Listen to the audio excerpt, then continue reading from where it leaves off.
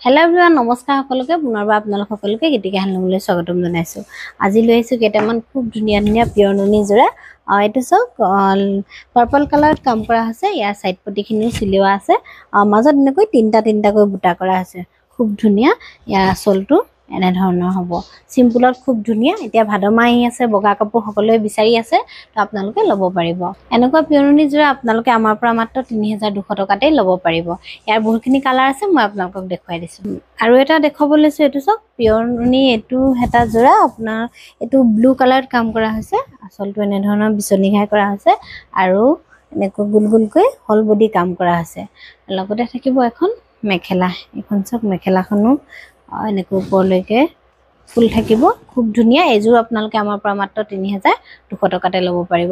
আৰু এইটো হ'ব ইয়াৰে ব্লাউজৰ পিচটো। খুব ধুনীয়া এইটো যোৰা। আপোনালোকৰ যদিহে কাপোৰ কেইযোৰ ভাল লাগিছে তেনেহ'লে স্ক্ৰীনশ্বট লৈ হোৱাটছএপ কৰিব। স্ক্ৰীনত নম্বৰ দিয়া আছে। আৰু এটা দেখাব লৈছোঁ, এইটো ঠিক কৰি দিয়া।